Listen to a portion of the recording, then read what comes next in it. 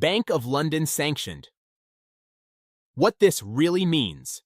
Something big just happened in the UK banking space, and most people are missing the real story.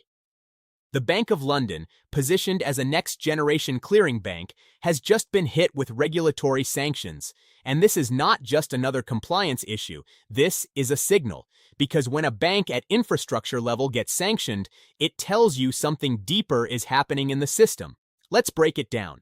First, understand what makes this bank different. This isn't just a fintech app offering accounts. A clearing bank sits at the core of the financial system. It moves money between institutions. It's part of the plumbing.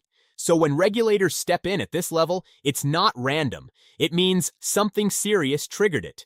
Now, what do sanctions mean here? Not geopolitical sanctions. Regulatory enforcement. This can include restrictions on onboarding, limits on operations, or mandatory remediation programs under close supervision.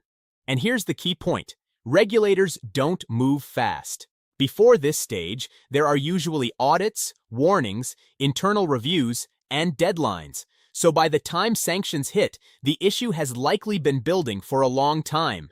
So what typically goes wrong? In most cases, it comes down to a few core areas. Weak anti-money laundering controls, meaning the bank may not have properly monitored or flagged suspicious transactions. Poor onboarding processes, where clients are accepted without sufficient checks. Governance failures, where leadership oversight isn't strong enough. And the biggest one in fintech, scaling too fast without scaling compliance. Growth is easy to show. Compliance is hard to build, and regulators will always prioritize stability over innovation. Now here's the real issue. Trust. Banking runs on trust more than anything else. Customers trust the bank. Partner banks trust the institution. Payment networks trust the infrastructure. Regulators trust the controls. When sanctions hit, that trust weakens, and the effects can spread quickly. Partners may reduce exposure. Liquidity providers may pull back. Clients may start moving funds. New onboarding slows down. This is how problems escalate, not instantly, but gradually through loss of confidence. And this is why this situation matters beyond just one bank. We are seeing a global shift. Regulators in the UK, EU, US, and Canada are tightening oversight on fintech and EMIs.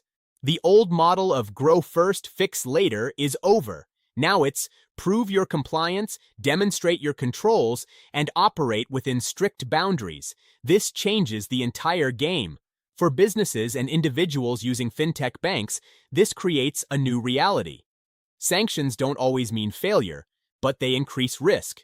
You might see delays, additional checks, or operational friction. So the smart approach is simple. Don't rely on one provider. Serious companies build redundancy, multiple banking partners, diversified liquidity, backup rails. Because in fintech, things can change fast. So what happens next? There are usually three paths. Recovery, the bank fixes its issues and rebuilds trust. Restriction, it continues operating but under limits. Or decline, if trust erodes too far, partners and clients exit. The outcome depends on how deep the problems are and how quickly they are addressed. But here's the part most people won't say. This isn't just about one bank or one case. This is about the balance between innovation and regulation. Fintech pushes speed. Regulators enforce control. And right now, control is winning. We are entering a phase where only the most compliant and well-structured institutions survive. The rest will struggle. So this is not just a headline, it's a warning signal. Because the next time you hear about a bank facing issues, it might not be one you've never heard of. It could be one you use every day, and that's why understanding this now matters.